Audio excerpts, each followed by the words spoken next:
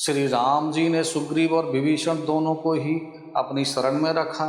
यह सब कोई जानते हैं, परंतु अपने अनेक गरीबों पर कृपा की नाम का यह सुंदर विरत लोक और वेदों में विशेष रूप से प्रकाशित है। श्री राम जी तो भालू और बंदरों की सेना बटोरी और समुद्र पुल पर बांधने के लिए थोड़ा परिश्रम नहीं किया, परंतु नाम लेते ही संसार समुद्र सूख जाता है। सज्जनगण, मन में विचार कीजिए कि दोनों में से कौन बड़ा है। श्री रामचंद्र जी ने कुटुंब सहित रावण को युद्ध में मारा, तब सीता सहित उन्होंने अपने नगर अयोध्या में प्रवेश किया।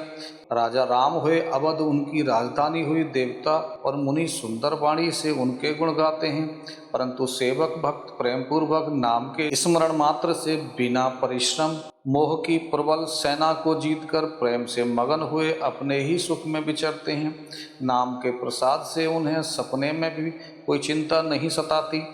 इस प्रकार नाम निर्गुण ब्रह्मा और सगुण राम दोनों से बड़ा है। यह वरदान देने वालों को भी वर देने वाला है। शिव जी ने अपने हृदय यह जानकर ही 100 करोड़ रामचरित्र में से इस राम नाम को सार रूप से चुनकर ग्रहण किया है। नाम ही के प्रसाद से शिव जी अविनाशी हैं और अमंगल वेश वाले होने पर भी मंगलकारी राशि है। शुक्रदेव जी और सनकादि सिद्ध मुनि योगी गण नाम ही प्रसाद से ब्रह्मानंद को भोगते हैं। नारद जी नाम के प्रताप को जानते हैं और हरि सारे संसार को प्यारे हैं। हरि को हर प्यारे हैं और आप हरि नारद जी हर दोनों का प्रिय है। नाम के जपने से प्रभु कृपा की, जिससे प्रहलाद भक्ति शिरोमणि हो गए।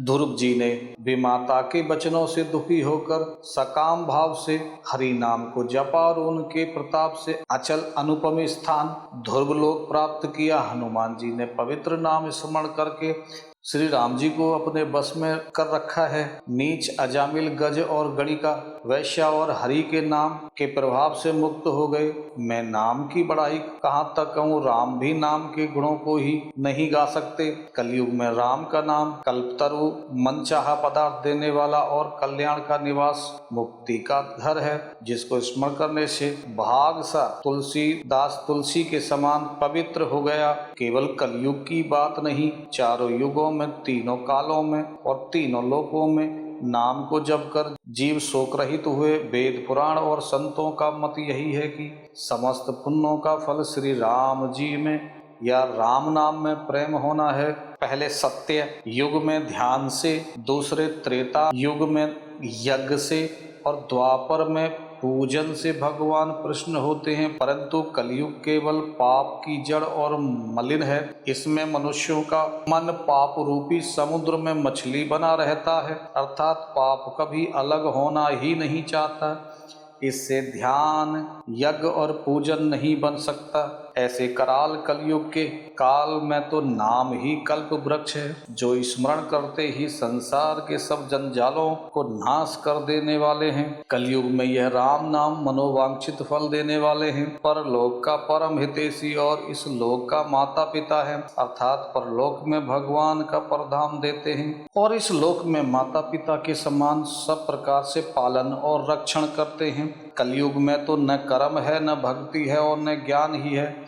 राम नाम ही एक अक्षर है। कपट की खान कलियुग रूपी काल ने मरने के लिए राम नाम की बुद्धिमान और सामर्थ्य हनुमान जी हैं। राम नाम श्री नरसिंह भगवान हैं। कलियुग हिरण्याकश्यप है और जप करने वाले जन प्रहलाद के समान हैं। यह राम नाम देवताओं के शत्रु कलयुग रूपी दैत्य को मारकर जप करने वालों की रक्षा करेगा। अच्छे भाव प्रेम से, बुरे भाव बैर से, क्रोध से या आलस्य के किसी तरह से नाम जपने से 10 दिशाओं कल्याण होती है। उसी परम कल्याणकारी नाम का स्मरण करने और श्री रघुनाथ जी को मस्तक नवाकर मैं राम जी के गुणों का वर्णन करता हूँ। वह श्री राम जी मेरी बिगड़ी सब तरफ से सुधार लेंगे, जिनकी कृपा करने से नहीं अघाती। राम से उत्तम स्वामी और मुझ सरीखा बुरा सेवक, इतने पर भी उन दयानिधि अपनी ओर देखकर मेरा पालन किया है।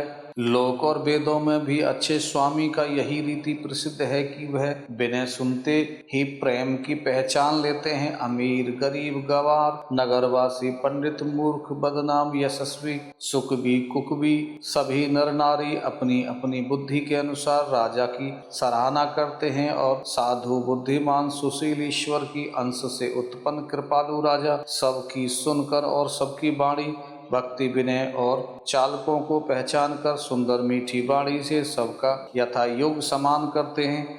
यह स्वभाव तो संसारी राजाओं का कौशलनाद श्री रामचंद्र जी तो चतुर शिरोमणि हैं। श्री राम जी तो विशुद्ध प्रेम से ही रीझते हैं, पर जगत में मुझसे बढ़कर मूर्ख और मलिन बुद्धि और कौन होगा।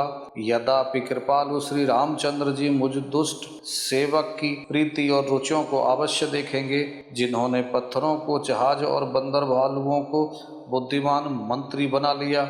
सब लोग मुझे श्री राम का सेवक कहते हैं और मैं भी बिना लज्जा संकोच के कहता हूँ कि करने वाले का विरोध नहीं करता। कृपालु श्री राम जी इस निंदा को सहते हैं कि श्री सीतानाथ जी जैसे स्वामी का तुलसीदास सा सेवक है। यह मेरी बहुत बड़ी ठिठाई और दोष है। मेरे पाप को सुनकर नरक में भी नाक सिकोड़ ली, अर्थात नरक में भी मेरे लिए ठौर नहीं है। यह समझकर मुझे अपने ही कल्पित डर से डर हो रहा है, किंतु भगवान श्री रामचंद्र जी ने तो स्वप्न में भी इस पर मेरी इष्टाई को दोष पर ध्यान नहीं दिया। पर मेरे प्रभु श्री रामचंद्र जी तो इस बात को सुनकर देखकर और अपने सुचित रूपी निरीक्षण कर मेरी भक्ति और बुद्धि की उल्टे सराहना की, क्योंकि कहने में चाहने में बिगड़ जाए, अर्थात मैं चाहे अपने को भगवान का सेवक कहलवाता रहूं, परंतु हृदय में अच्छापन होना चाहिए। हृदय में तो अपने को उनका सेवक बनने योग्य नहीं मानकर पापी और दीन ही मानता हूँ। यह अच्छापन है। श्री रामचंद्र जी भी दास के हृदय की अच्छी स्थिति जानकर रीझ जाते हैं। प्रभु के चित्त में अपने भक्तों की हुई भूल चूक याद नहीं रहती, वे उन्हें भूल जाते हैं और उनके हृदय में अच्छाई को 100 बार याद करते रहते हैं। जिस पाप के कारण उन्होंने बालकों को व्याधि की तरह मारा था, वैसा ही कुचाल फिर सुग्रीव चली वही करनी विभीषण की थी, परंतु श्री रामचंद्र जी ने स्वप्न में उनका मन में विचार नहीं किया।